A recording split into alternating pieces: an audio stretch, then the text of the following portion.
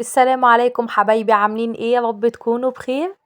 اللي في ايدي ده بضاية. تعالوا نعمل حاجة حلوة قوي ومنتشرة اليومين دول. تعالوا اما نجربها مع بعض. بسكوت البيضة الواحدة طلع في منتهى الجمال. انا عملته، بصوا الحلاوة. كوكيز زي الكوكيز بالظبط، طعمه حلو قوي وشكله بيتكلم عن نفسه. بسم الله ما شاء الله. اللهم صل وسلم وبارك على سيدنا محمد وعلى آله وأصحابه أجمعين. ايه رأيكم في الحلاوة والجمال ده؟ أحلى بسكوت والله، ببيضة واحدة. وهتشوفوا المقادير معاكم. بصوا أنا كنت عاملة دي مشكلة. مشكلة في تشكيل جامد بالشوكولاتة، وشوكولاتة نص شوكولاتة ونص كاكاو، وجواه شوكولاتة ومن بره أبيض. يعني بصوا شكلت وعملت كل حاجة تقدروا. الاشكال كلها اللي انتوا نفسكم فيها انا عملتها لكم في الفيديو ده. انا حبيت اوريكم الشكل النهائي بتاعه. بصوا مفرغ ازاي وجميل. بصوا لونه ذهبي، القعر بتاعه لونه ذهبي، وبصوا من جوه مفرغ وناشف جدا جدا جدا. وطعمه تحفة تحفة تحفة تحفة. وبيضاية واحدة بس. تعالوا نشوف المقادير مع بعض ونشوف عملناه ازاي بطريقة سهلة وبسيطة، ومش هياخد منك 10 دقايق واقفة في المطبخ. واقتصادي جدا جدا يا جماعة. انا ما كنتش مفكرة ان هو يطلع بالحلاوة دي والله. انا لما قالولي ان هو حلو قوي كده قلت لازم اعمله لكم. وعمري ما هبخل على فانزاتي بأي حاجة. تعالوا نشوف مع بعض عملنا ايه.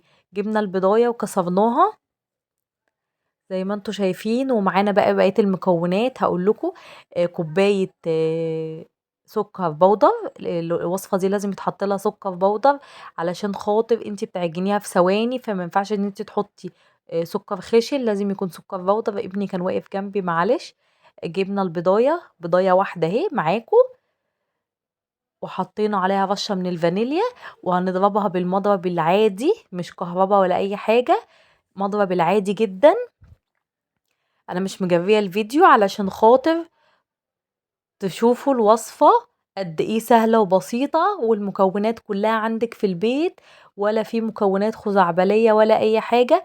نزلنا بالبضاية وعليها رشة فانيليا وضربناهم مع بعض زي ما انتوا شايفين لحد ما دخلناهم مع بعض كده. وبعد كده حطينا كوباية السكر البودر. هنفضل نضرب فيها شوية لحد ما السكر في تكتلات كده. بس كنت ضرباه من قبلها وحطاه في برطمان، فكان في تكتلات كنت بفكها.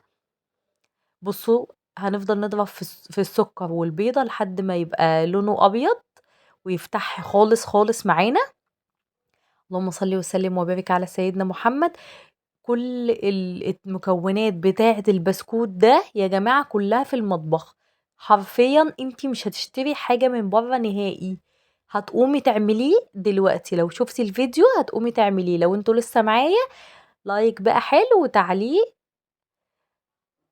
ولو انتوا لسه ما عملتوش اشتراك في القناة يا ريت تعملوا. هنزلنا بنص كوباية، هو نفس المج معيرين بيه كل حاجة. بصوا انا عامله لكم كوبايات كوبايات كوبايات علشان ما تتلخبطيش. هو نفس المج اللي كان فيه السكر حطيت فيه نص كوباية زيت. نص كوباية زيت. هنقول المقادير تاني مع بعض. بضاية، رشة فانيليا. هنضربهم كويس وندخلهم مع بعض كويس. وبعد كده ننزل بكوباية سكر بودر. ونفضل نضرب فيهم لحد ما المكونات تندمج مع بعض وتتجانس مع بعض.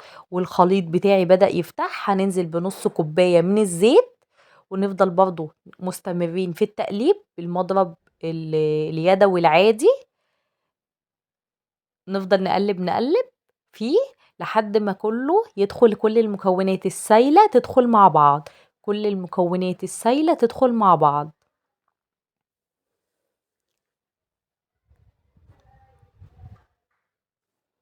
بصوا فضلنا نضرب فيه شوية شوية، يعني بتاع ربع ساعة 10 دقايق مش أكتر من كده.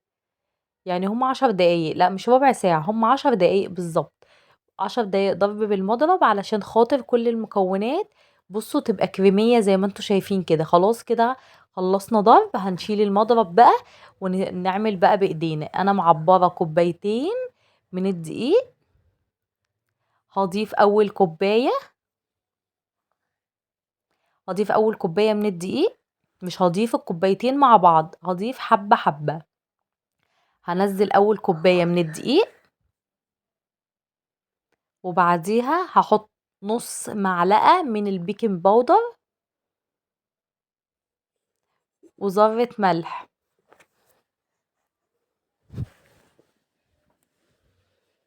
وهنجيب السباتيولا كده ونبدأ نجيب من تحت لفوق بالراحة خالص زي ما انتوا شايفين. انا مش مجرية الفيديو خالص علشان خاطر تشوفوا خطوة بخطوة. بجد سهل جدا جدا جدا، وما اخدش مني بجد 10 دقايق، وشكلته بحاجات وادوات موجودة عندك في المطبخ. برضو ما جبتش اي حاجة من بره شكلت بيها. بجد هيعجبكم جدا. ممكن تعمليه باللانش بوكس لولادك، تحفة. احسن ما تشتري لهم بسكوت كل يوم، حضانة، اي حاجة. تعمليه مع كوباية شاي الصبح، كوباية شاي بلبن. بصراحة خطير، طلع تحفة تحفة. انا بقى بعد ما الكوباية الاولانية اختفت، طبعا لسه العجينة طبعا عايزة الدقيق بتاعها، فحطيت نص كوباية من الدقيق كمان. هنزل نص بنص كده لحد ما الدقيق خالص يختفي، والعجينة تبدأ تلم نفسها معاكي كده. وطبعا البسكوت بيتعجن زي ما انتوا شايفين كده، ما بيتعجنش بالايد، يعني بيتعجن كده. بتدخليه في ايدك بايدك كده، بتدخلي المكونات كلها. بصي بدأت دي يختفي. هننزل الكمية التانية برضو بتاعت الدقيق واحدة واحدة لحد ما كل الدقيق يختفي معاكي. وهنزل بربع كوباية لبن. بصوا ده كان نص، نزلت بربع كوباية لبن. معلش الفيديو قطع في الحتة دي. انا قسمت العجينة، اخدت نصها بالفانيليا ونصها التاني حطيت عليه معلقة كاكاو. نخلت معلقة كاكاو على نص العجينة التاني. بصوا العجينة طرية اصلا وانسيابية ازاي. وانا بشكلها بايه، انا هوريكم مرة كمان. بصوا بتك عليها كده زي الكحكاية، وانا عاملة سمكها صغير، عاملة كور صغيرة وبالسكينة عادي جدا. ولا شكل ولا اي حاجة، كلها حاجات في البيت. وبصوا الشكل بتاعها وردة جميل، طلع تحفة. واللي في الصينية ده انا مشكلاه بالشوكة. هوريكم برضه انا شكلته ازاي، كل حاجة خطوة بخطوة. انا ما ببخلش على فنزاتي باي حاجة. يا رب الفيديو يعجبكم. لايك وشير بقى علشان خاطر الوصفة دي توصل لأكبر عدد من الناس، عشان كل الناس تجربها. بجد الوصفة دي اقتصادية جدا جدا وحلوة جدا. يا رب تعجبكم. عجبت ولادي جدا. انا كنت اول مرة اعملها زي يعني معاكم. بجد طلعت تحفة، وهعتمدها واعملها على طول لولادي، لان فعلا مش مكلفة جدا. بصوا الشكل ده انا عملته بالشوكة. بصوا الجمال بتاعه، والله احلى من بره بجد.